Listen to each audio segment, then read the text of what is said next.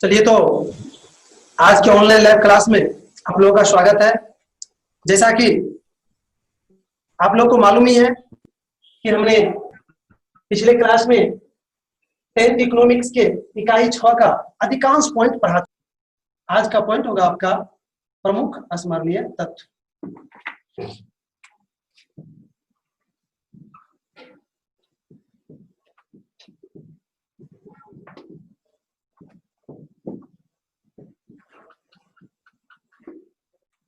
प्रमुख स्मरणीय तत्व, और आप लोग को मालूम है इसमें हम क्या पढ़ाते हैं।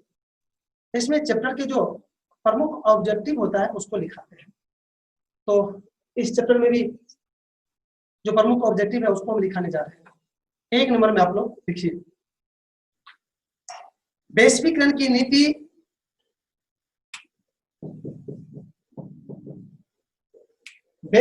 नीति भारत 1991 ईस्वी में अपनाया।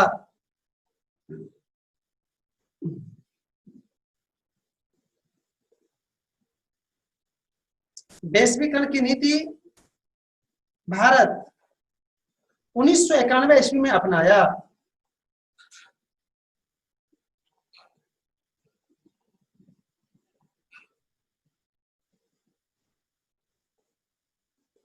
दूसरा नंबर में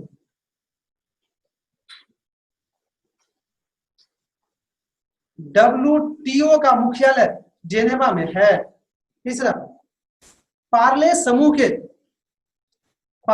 के थम्स अप ब्रांड को कोका कोला ने खरीद लिया। चौथा नंबर में WTO की स्थापना 1995 ईस्वी में हुई थी। पांचवा नंबर में Ford Motors, Samsung, Coca Cola, Nokia आदि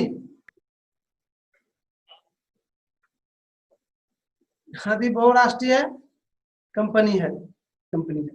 तो इस तरह से हमने छठा चैप्टर जो था उसका लास्ट पॉइंट पढ़ा दिए। अब थोड़ा एक्सरसाइज को देख लेते हैं कि कहीं कोई दिक्कत तो नहीं है। हमने जो पढ़ाए हैं क्या एक्सरसाइज का जो प्रश्न है उससे टैली कर रहा है या नहीं कर रहा है। जो नहीं करेगा या नहीं करता होगा उस पर अभी चर्चा करेंगे और लिखाएंगे भी। बस हम देख लेते हैं एक एक करके क्वेश्चन। इस तरह से मेरे हिसाब से एक्सरसाइज में जो भी क्वेश्चन है हमने जो पढ़ाए हैं उनसे टोटल टैली कर रहा है। अगर आपको लगता है कि नहीं कोई ऐसा पॉइंट है जो टैली नहीं कर रहा है तो आप हमसे पूछ सकते हैं जी, तब हम अगले चैप्टर की ओर बढ़ेंगे।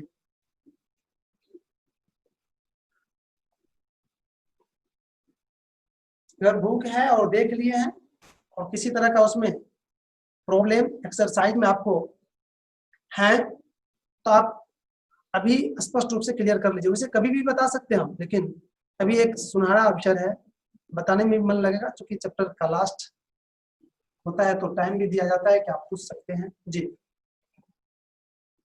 लेकिन बहुत ही खुशी की बात है कि आप लोग को शायद कोई दिक्कत ही नहीं है, क्योंकि किसी भी तरह के मोमेंट हम नहीं देख रहे हैं जो कि आपके चेहरा पर प्रश्न चिन्ह लगा हो। तो शायद आप लोग ये चुप्पी हमें इशारा कर रहे हैं कि सर आगे चैप्टर की ओर बढ़िए। तो मैं ये भी बता दूं अगला चैप्टर आपके जो है वह इकोनॉमिक्स का लास्ट चैप्टर होगा और अगला चैप्टर का नाम हम दिखाने जा रहे हैं। तो यहाँ पर पहले चेंज करते हैं।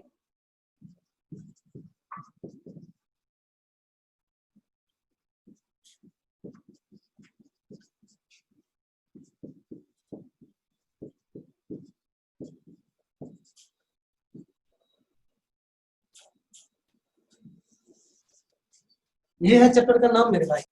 देखो यहाँ पर 3 शब्द है, उपभोक्ता, जागरण और संरक्षण। पहले उपभोक्ता जानते हैं। मैं उपभोक्ता का एक इंग्लिश बताता हूँ, हिंदी शब्द है, इसका होता है कंज्यूमर। और जब कंज्यूमर बता दिए तो थोड़ा हल्का हो गया होगा, लेकिन फिर भी कंज्यूमर किसको कहते हैं, उपभोक्ता किसको कहते हैं वो सुन लीजिए। कोई व्यक्ति किसी वस्तु या सेवा को उपयोग करने के लिए खरीदते हैं तो वह उसका क्या होता है, उपभोक्ता कहलाता है। या जो खरीदा उसके अनुमति से कोई दूसरा उपयोग कर रहा है तो वो भी उपभोक्ता कहलाता है। अर्थात अगर थोड़ा सा अप्रत्यक्ष रूप से, वैसे सही जवाब नहीं है, लेकिन अगर थोड़ा सा कह दे कि किसी वस्तु या सेवा को उपभोग करने वाले को ही उपभोक्ता कहते हैं तो बहुत हद तक ये सही होगा। ये है उपभोक्ता संबंध। जागरण, जागरण का तात्पर्य होता है सीधा सीधा जगाना, और जगाने का मतलब होता है किसी चीज की जानकारी देना। अर्थात उपभोक्ता जागरण मतलब उपभोक्ता को अपने अधिकार की जानकारी देना हुआ उपभोक्ता जागरण। इस चैप्टर में उपभोक्ता जागरण पढ़ना है, अर्थात उपभोक्ता को अपने अधिकार के विषय में ढेर सारी जानकारियां दी गई है। और संरक्षण, संरक्षण का मतलब होता है बचाना या बचाओ। अब है कि उपभोक्ता अर्थात कंज्यूमर को जो कोई ठग लिया, मान लीजिए इतना होने के बाद भी ठग लिया, तो उसको ठग जो लिया तो उसको कैसे उबारा जाए, उसको कैसे ठगने से बचाया जाए, ये भी इस चैप्टर में बताएंगे आप। चलो मेरे भाई इंपॉर्टेंट पॉइंट शुरू करें।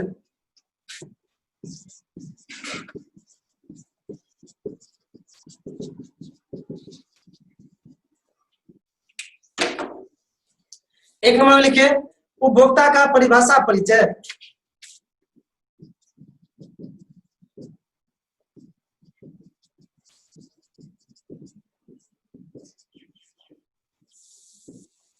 परिचय, अर्थ भी लगा दीजिए तो कोई बात नहीं, अर्थ। और दूसरा नंबर में लिखिए उपभोक्ता जागरण।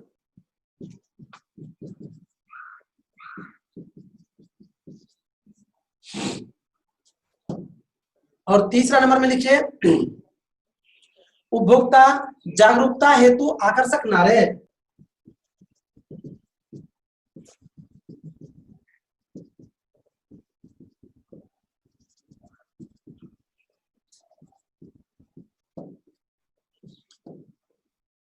और चौथा में लिखिए उपभोक्ता राहत के विभिन्न तरीके।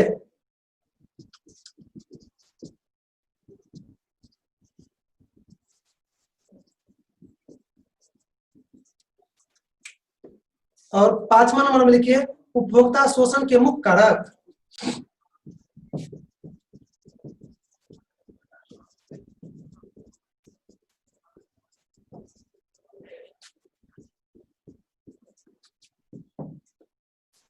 छठा नंबर में है जागरूक उपभोक्ता के लक्षण।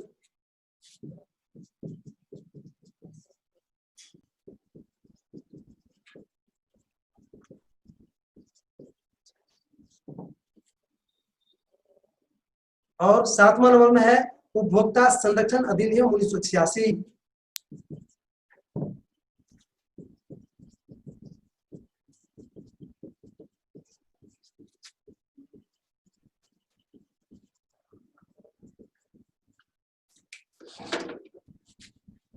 आठवां नंबर में है वस्तु के असली होने का पहचान चिन्ह, असली होने का पहचान चिन्ह।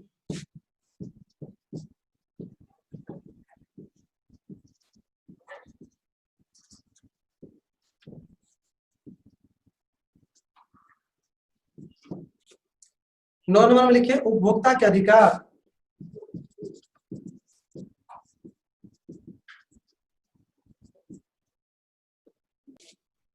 और 10 नंबर में लिखिए उपभोक्ता के कर्तव्य।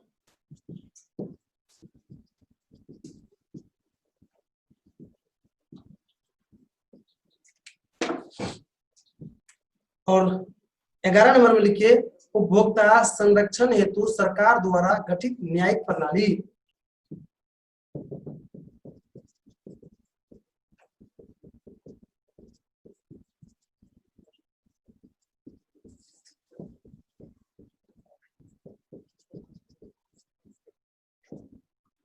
और 12 नंबर में लिखिए उपभोक्ता शिकायत कहाँ कैसे करे।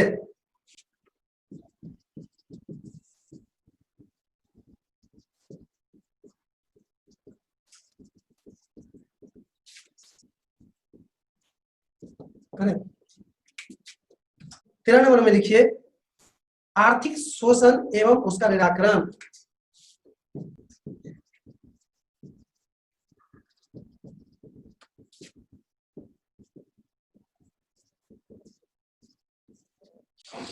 इसी के अंतर्गत मानवाधिकार आयोग और सूचना आयोग भी आता है, वो भी लिख लीजिए यहाँ पर, ये नंबर।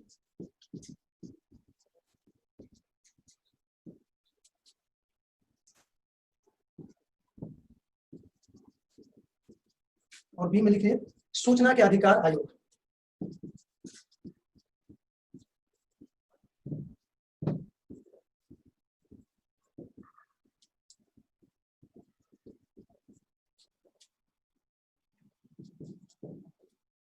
और 14 नंबर में लिखिए सूचना का अधिकार क्या है।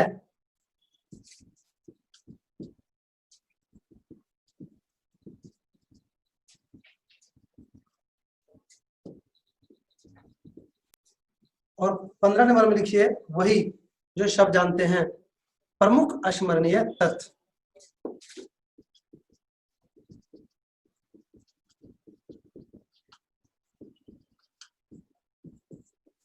इस तरह से आपने इकाई 7 के जो इंपॉर्टेंट पॉइंट था उसको आपने पूरी तरह से लिख लिए होंगे। अब 1 नंबर का बोर्ड के बीच में लिखकर उसको पहले सुन लीजिए।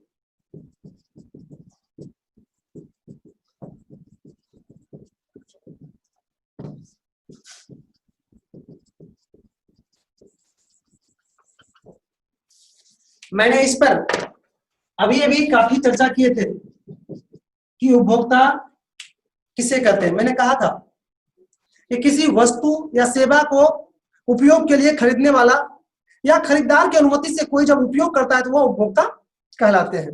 और बाजार में खास करके उपभोक्ता का काफी अधिक महत्व है। अगर बाजार में उपभोक्ता नहीं रहेगा तो फैक्ट्रियां नहीं रहेगी, दुकान भी नहीं रहेगी। इसलिए हमने अभी भी बहुत चर्चा की है इस पर, अतः इसको आप लोग नोट कर लीजिए। किसी वस्तु और सेवा को खरीद कर उपयोग करने वाले या खरीदार के अनुमति से उपयोग करने वाले को उपभोक्ता कहा जाता है। व्यवसाय के क्षेत्र में उपभोक्ता का स्थान महत्वपूर्ण होता है। तो इस तरह से मैंने उपभोक्ता को बताने का प्रयास किया, लेकिन अब हम आगे आज नहीं बढ़ पाएंगे क्योंकि आपका समय अब समाप्त हो रहा है। अतः आज के क्लास को यहीं पर विराम देना पड़ेगा।